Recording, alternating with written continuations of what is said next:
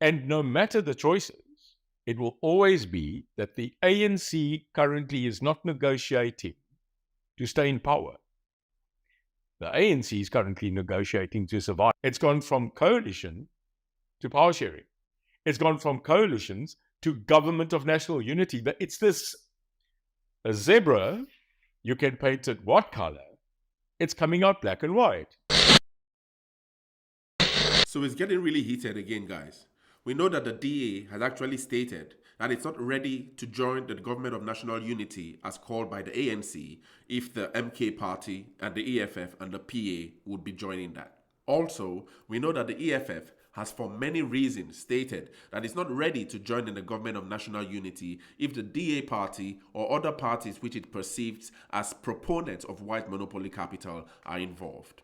The PA, however, led by Gayton Mackenzie, has actually argued that he's willing to work with anyone, while the MK party is also willing to work with anyone as long as Cyril Ramaphosa will not be present as president in that union. However, Neil De Beer is actually exposing in this clip what the ANC is actually going for. And believe you, according to him, it's not power.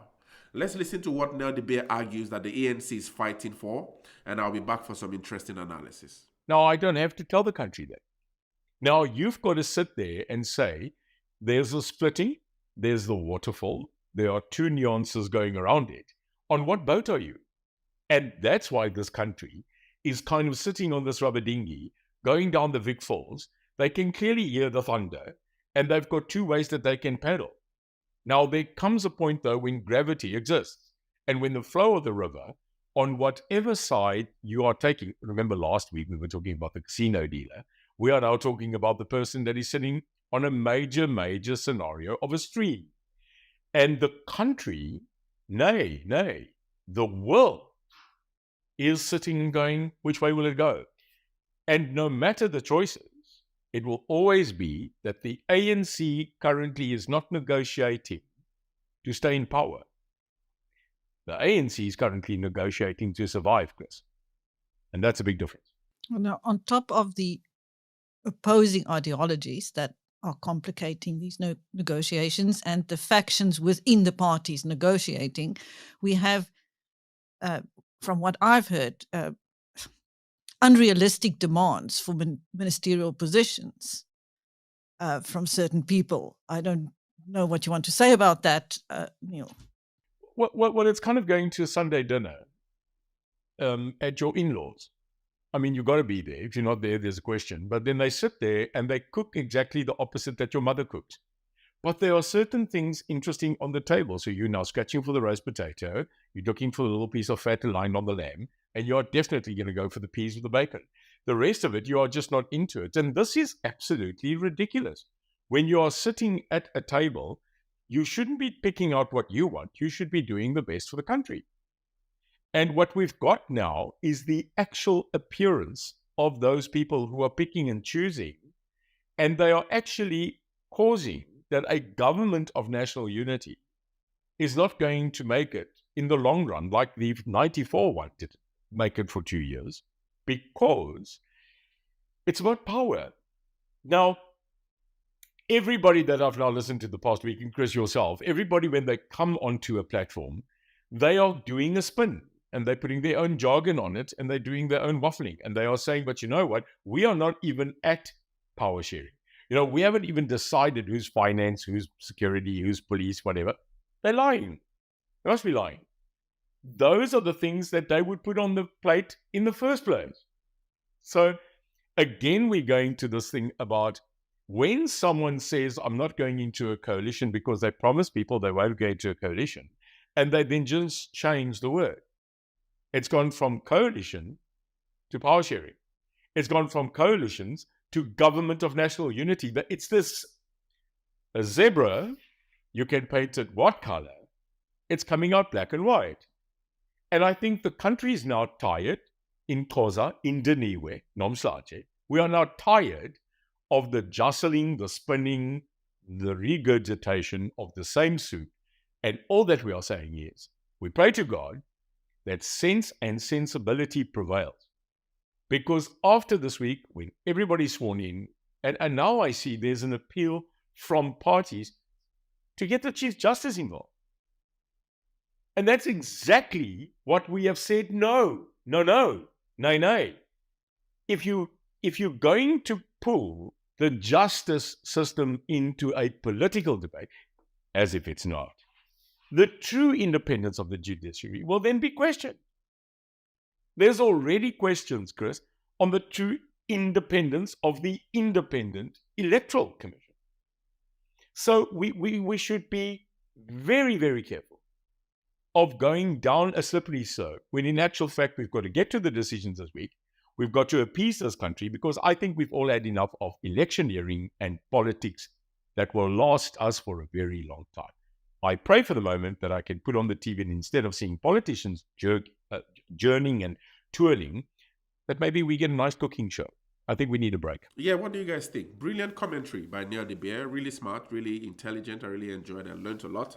And, he argues that the ANC is actually not really into this whole thing about government of national unity for power, but is actually for its own survival. The ANC is actually fighting to survive. After 30 years of democracy, it appears that the ANC has only registered a lot of backwardness in South Africa, a lot of heat from critics, that many things about like service delivery, many forms of services are not working. Education is broken down. Other sectors of economy is broken down. The land reform, which is actually proposed, is actually not being effectuated in its way. Both the blacks and the other people groups in South Africa are also complaining that the ANC is actually not leading South Africa in the light of the Rainbow Nation, which was agreed to be and propelled towards the future in post-1994. And so the ANC right now seems stuck, according to Neil de Beer. It seems really stuck and really trying to find a way to keep on maintain its survival by calling what this grand term has been used to describe what it's trying to achieve, a government of national unity. And yesterday, I was really listening to a really interesting podcast by Sizwe Mpofu Welsh, and he spoke about how what the ANC is actually doing is actually the greatest attempt at a moonshot pact. So in other words, now that we know that Action SA has dumped the moonshot pact, even Neil de Beer argued that he has actually abandoned the moonshot pact. Sizwe actually argues that what President Ramaphosa has actually done, I don't know if I should call him president, because I don't know if he's even still the president anymore of South Africa, but what Ramaphosa has actually achieved right now is the greatest vehicle ever that we can term a moonshot pact. In other words, this government of national unity isn't really a government of national unity as being practiced in 1994 by Nelson Mandela, and also the remnants we saw also in the run-up of the elections between Raila Odinga and the President Ruto right now in Kenya. But it's sort of like a moonshot pact, a multi-party charter where multiple say, and that's what Neil de Beer is actually arguing in this video, that the ANC is actually just calling different parts, to the dining table and put talks, but not necessarily to maintain its power, but also to guarantee its survival. And that's a really interesting perspective to see, how the future of things, the political space in South Africa goes on as ANC continues to lead in this regard with the majority of the vote, even though it's not the majority of, above 50%, but it's still what Fikile Mbalula has argued that it's still the most wanted after winning 40% thereabout of the electorate in South Africa. So, but for this video anyway, I wanted to analyze, what's going on today. I'm making this video on Friday, and today it's expected that, there will be a seating. The first parliament will be seating as being convened by the Justice Minister, I think Justice Zondo, and many the members of parliament will be sworn in today, and then the head of the parliament, the Speaker of the House, should also be introduced. And we should have the first look of what the parliament going forward in South Africa should look like today, hopefully. But I found a research by by a really interesting researcher on the Reuters, and it speaks about how what's happening now, that the ANC has until the first session of the new parliament scheduled today, Friday, June 4th, scheduled for Friday actually, Friday, June 14th, to forge its new political alliances before lawmakers sit to choose a president who is expected to be from the ANC, which is the largest party, okay? It also speaks about that given its poor performance in the elections, the ANC will need to bring in at least one rival among its prospective partners. And it is talking to parties spanning the political landscape, from the Free Marketeer Democratic Alliance to the Marxist economic freedom fighters. But major ideological differences, which we all know, of course, and in some cases, long-standing animosity, are complicating the matters. We know that for sure. It says that the DA, which is the largest opposition party, has actually said that it will not join a formation with the EFF or the former President Jacob Zuma's Umkhonto we Sizwe, which came in a surprising third in the last month's vote.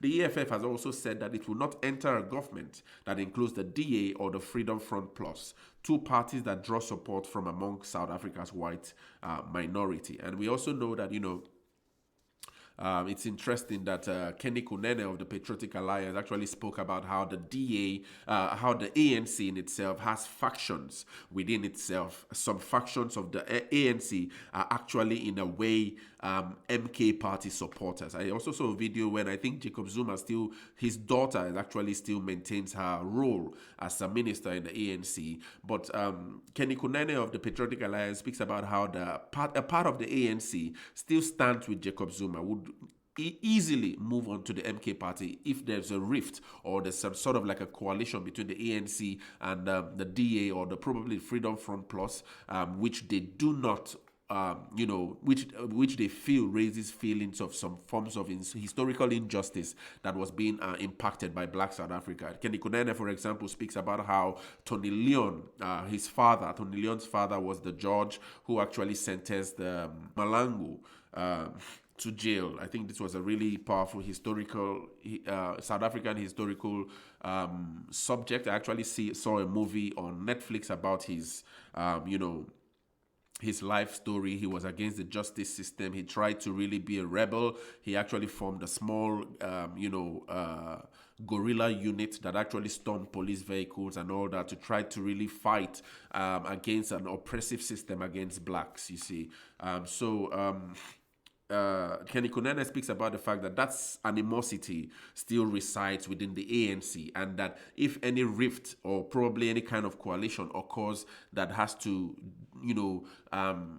characterize a kind of like relationship between the ANC and the DA that sort of like raises those injustices, many ANC members are ready right now to move to the MK party, and so that's really disturbing. But anyway, the research here speaks about how that MK party in turn has said that it will not partner with the ANC if it is headed by President Cyril Ramaphosa, a rival of Zuma who replaced him in 2018. The ANC says Ramaphosa's position is non-negotiable, okay? So it speaks about how the 400-seat National Assembly would hold its first session on Friday, where lawmakers will swear the oath of office before electing their Speaker, Deputy Speaker, and the country's President. And since the ANC fell short of a majority, having won 159 seats, it will need to draw upon the support of its new political allies to retain the presidency. Now, under South African law, candidates for president are nominated by members of the parliament. If only one candidate is nominated, he or she is then elected. However, in the case of multiple candidates, lawmakers cast secret ballots with the candidates requiring support from a majority of the members to be declared president. And so this is the way in which a president would need to arise from Friday now, when we're expecting the first parliamentary sitting to occur, after this election has been declared ended. It also speaks about how Zuma's MK party has applied to the country's top court to block parliament from sitting. I saw a report today by, I think it's the president of MK party now, Kumalo. He actually wrote a letter to, I think, the Justice, either Justice Zondo or the Justice Commission anyway, that the MK party has been really irresponsible in trying to overturn the democratic mandate of the nation, and that he was actually writing that letter to state that the 58 or 59 members who have actually been reported that would be absent from that first sitting will now be present, and that Jacob Zuma actually has been driving this notion. This is when you read that letter, I think I'll post it on the on the post on this YouTube channel. You can check my posts. I post that letter by Khumalo where he speaks about how Jacob Zuma has been the one behind, trying to push for an interdiction of the sitting on Friday, and that he's not out for that. So it appears that the President Khumalo actually wants his position. He wants to be sworn in as a part of a National Assembly. He wants to be sworn in as a representative of the MK party. But factions within the MK party, led by Jacob Zuma, want to fight him. And actually, there was already a letter that was actually spreading around the internet that Khumalo has actually been fired as the head of the MK party. And so the MK party is looking for it. So it's just a mess, within the MK. So within the MK party, we see a lot of factionalism. Within the ANC, we see a lot of factionalism. And how that whole thing plays out, especially as now we are awaiting the first sitting at the parliament, this Friday, would actually be interesting. But anyway, here it speaks about how Zuma's MK party has applied to the country's top court to block parliament from sitting. Despite outperforming expectations and winning 55 seats, MK claims fraud marred the polls, which observers and electoral commission said were free and fair. So Jacob Zuma wants a re-election. He doesn't even want a recount. He wants a re-election because he really believes that if the elections are really done really fair and fair, MK party will top the charts and really defeat the ANC. So this is according to the thought from Jacob Zuma. So it also continues saying that following the first session of the National Assembly, usually within days, the newly elected president is sworn in at an inauguration ceremony. He or she will preside over the 7th administration since the end of apartheid and the advent of multiracial democracy. Now, it says that the negotiations to form the government of national unity will determine the composition of the executive branch, which is expected to undergo a major overhaul. Political parties will negotiate conditions, including preferred portfolios, positions, and cabinet candidates, which the newly elected president will announce in the days following his or her inauguration. Key ministries such as finance, energy, foreign affairs, and public enterprises are among the most coveted portfolios. And prior to the election, Public Enterprises Minister Pravin Gordhan, Minister in the Presidency Nkosazana Dlamini Zuma, and Trade, Industry and Competition Minister Ebrahim Patel all indicated they planned to step down. Okay, so Popular Minister Pravin Gordhan, and also Minister in the Presidency Nkosazana Dlamini Zuma, and also Trade Industry and Competition Minister Ebrahim Patel have all indicated that they will step down. Even the Foreign Minister, Pandor, Naledi Pandor, has actually indicated that she's going to step down, and a lot of other analysts actually say that Naledi Pandor's step down would be a risky one for Gaza and the Israeli crisis at the moment, and also the Ukraine-Russia position, in the light of the Ukraine-Russia war. But anyway, the research goes on to say that once the cabinet is announced, the president, in conjunction with the Speaker of the National Assembly and the Chairperson of the National Council of Provinces, determines a date for the opening of the Parliament address. And this address outlines the new administration's governing priorities and marks the beginning of the new 5-year parliamentary term. So that's what we should expect as arrangements are being made now for the first sitting of the parliamentary discussions. It will really be interesting how MK resolves its internal, fracas that's actually going on right now within the MK party, where one faction wants to take part, have those 55 seats in the parliament, while another faction wants to boycott the 55 seats altogether and say that, they wouldn't partake in that first sitting, and which will ultimately disrupt the, arrangement of that first sitting, because 55 seats being absent, I think, would be, in a way contravening the law of, South Africa and all that. I know Jacob Zuma really understands that procedure excellently well, him being an intelligence officer at some point, so he really understands this whole politics, and he's really driving to suspend that first sitting so that there might be a repolling of the elections and all that. So it's a really tricky one, but we'll keep studying and really watching to see what goes on before Friday, the 14th of June, to see how the first sitting at the parliament goes and who the elected president and the Speaker of the House would be, and another roller coaster in parliament as we'll keep on studying and understanding South Africa's racial democracy, non-racial democracy, in this regards. So, but I don't know. What do you guys think anyway about this? Share your thoughts in the comments.